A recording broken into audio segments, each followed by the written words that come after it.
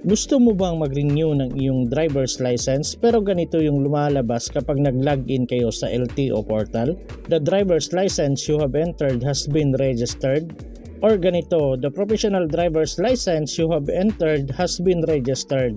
Kung ganun, para sa inyo ang video na to at may dalawang paraan akong ituturo sa inyo kung paano makuha ang LTO client ID ninyo at makagawa ng bagong password para makapag-register ulit sa LTO portal.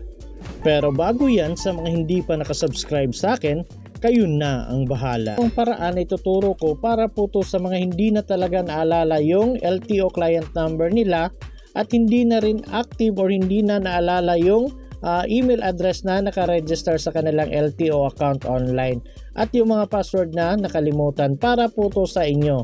So ang unang gagawin ninyo, pumunta kayo sa pinakamalapit na LTO branch sa inyong lugar. At magtanong kayo sa guard or sa front desk officer nila kung saan pwedeng kumuha ng LTO client ID kasi nakalimutan nyo ang LTO client ID nyo at yung password. So sa akin, sabi ng front desk officer, ibigay ko lang daw yung driver's license ko sa number 1. Tapos pagbigay ko, tinanong nila ako kung ano ang kukunin ko. Sabi ko yung LTO client number ko at yung password kasi nakalimutan ko na. So kinuha lang yung driver's license ko at pinaupo ako, pero wala pang 5 minutes, tinawag na yung pangalan ko at binigyan ako ng papel na kagaya nito. So nandito na nga yung buong pangalan ko, yung LTO client ID. So nabigay na, nakuha ko na yung LTO client ID ko at may binigay silang one-time password. So ito po yung gagamitin niyo para makapag-login kayo sa LTO portal. Pero ang password na to is temporary lang po. Once makapag-login kayo, gagawa kayo ng bagong password at mamaya ituturo ko sa inyo kung paano gumawa ng bagong password. Dito makikita nyo yung expiration date at kung anong oras mag-expire yung password na binigay nila. So sa akin, binilang ko nasa 3 working days lang po yung date ng one-time password para mag-expire. So dapat within 3 working days, na-register nyo na po yung one-time password at nakagawa na kayo ng bagong password ninyo. So picturean nyo po to at isave nyo sa gallery ninyo para hindi na po mawala yung LTO client ID ninyo. At para makakuha ng bagong password, pumunta lang kayo sa LTO portal. At pagkatapos i-click nyo po tong portal.lto.gov.ph. At pagkapasok ninyo sa LTMS portal, i-click nyo po ang login.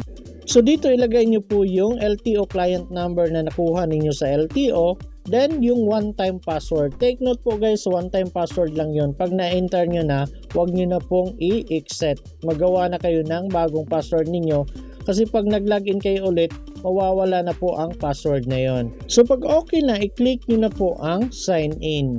At pagkatapos mapupunta na kayo sa paglalagay ng bagong password ninyo. So dapat daw nasa minimum of 8 characters yung ilalagay ninyo, tapos may numbers at letra, tapos may malaki at maliit na letra na ilalagay ninyo. So kagaya po ng ginawa ko, Dubs, malaki yung D, tapos may maliit na T, ganyan, may malaki at maliit na letra, tapos may numbers. Pwede na po yan, basta hindi lang bababa sa 8 characters. So pag nandito na kayo guys, nakagawa na kayo ng password, huwag nyo na pong i-back yan. I-click nyo na po ang set password for login. Kasi pag nag-back kayo at hindi nyo na-click yung set password for login, mawawala po yung one-time password na binigay nila. Hindi na po kayo makagagawa ulit ng password at babalik kayo sa LTO para makakuha ng bagong one-time password.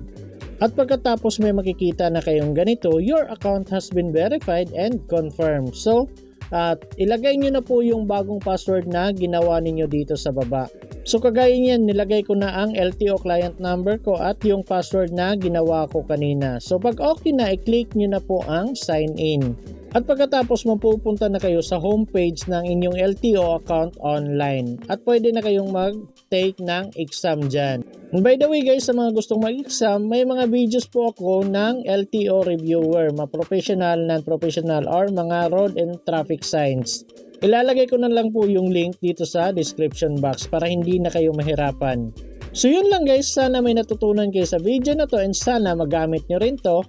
And please don't forget to like, share, and subscribe to my YouTube channel And please don't forget to hit the notification bell para updated kayo sa lahat ng mga videos ko. So yun lang guys, thank you and God bless everyone!